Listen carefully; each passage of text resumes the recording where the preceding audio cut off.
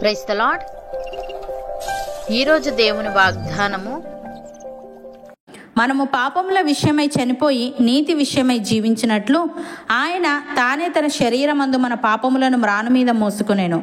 ఆయన పొందిన గాయముల చేత మీరు స్వస్థత నొందితిరి. పేతురు రాసిన మొదటి పత్రిక 2వ అధ్యాయము 24వ వచనము. సహోదరి సహోదరులారా, ఈ వాక్యం క్రీస్తు త్యాగాన్ని మరియు ఆయన మన కోసం భరించిన బాధను వివరిస్తుంది. ఇందులో 3 ముఖ్యమైన విషయాలు ఉన్నాయి. ఒకటి, ఆయన తానే తన శరీరమందు మన పాపములను మ్రాను మీద మోసుకొనెను. ఇది ప్రాయశ్చిత్తం యొక్క సారాంశాన్ని లేదా యేసు బలి ద్వారా దేవునికి మరియు మానవాళికి మధ్య జరిగిన సయోధ్య గుర్తు చేస్తుంది. మనము పాపముల విషయమై చనిపోయి నీతి విషయమై జీవించినట్లు అనే మాట ఆయన మరణం మరియు పునరుత్థానం ద్వారా మనము పాపపు బానిసత్వం నుండి విముక్తి పొంది నీతిమంతులుగా జీవించగలుగుతామని. ఎందుకంటే ఇది యేసును తమ రక్షకుడిగా అంగీకరించే వారి జీవితాలలో సంభవించే నైతిక మరియు ఆధ్యాత్మిక పరివర్తన అని అర్థమవుతుంది. మనం క్రీస్తును విశ్వసించాక పాపానికి మృతులం అవ్వాలి. అంటే పాత జీవితాన్ని, పాపపు అలవాట్లను వదిలిపెట్టి క్రొత్త జీవితం ప్రారంభించాలి. ఉదాహరణకు, ఒకడు బైబిల్ చదివి దేవుని వాక్యాన్ని తెలుసుకొని నైతికంగా తప్పులైన విషయాలను విడిచిపెడతాడు. ఇది పాపానికి చావటం. అలాగే మునుపు స్వార్థంతో జీవించిన వాడు ఇప్పుడు ఇతరులకు సేవ చేయడం, దయ చూపడం మొదలు పెడతాడు. ఇది నీతి విషయమై జీవించడం.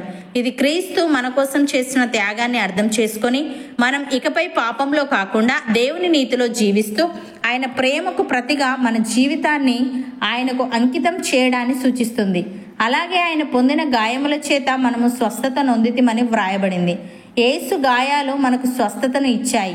ఇది ప్రధానంగా ఆధ్యాత్మికంగా స్వస్థత, పాపాల నుంచి విముక్తి. అయితే ఇది కొంతమందికి శారీరక స్వస్థతగా కూడా అనుభవించబడుతుంది.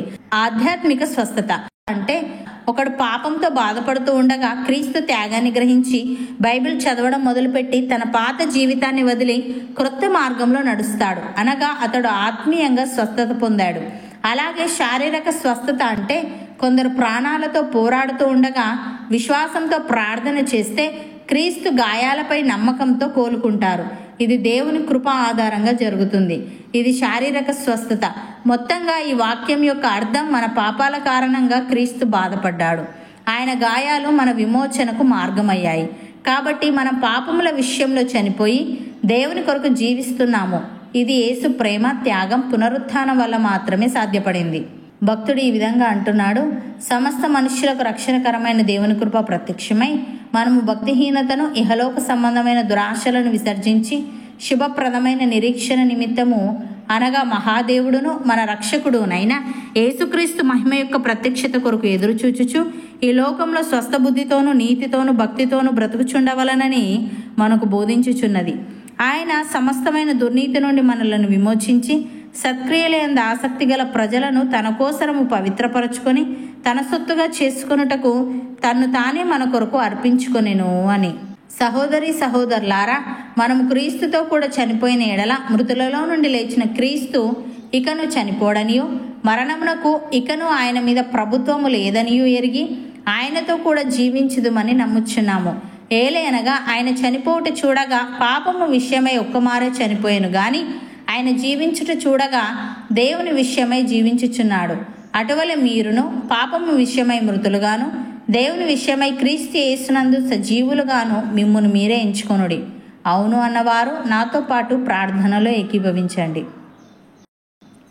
పరిశుద్ధుడా, ప్రేమగల తండ్రి, జీవముగల నా యేసయ్య, మేము పాపముల విషయమై చనిపోయి నీతి విషయమై జీవించినట్లు నీవు నీ శరీరమందు మా పాపములను మ్రాను మీద మోసుకొన్నావని, నీవు పొందిన గాయముల చేత మేము స్వస్థత నొందితిమని తెలియజేశావు.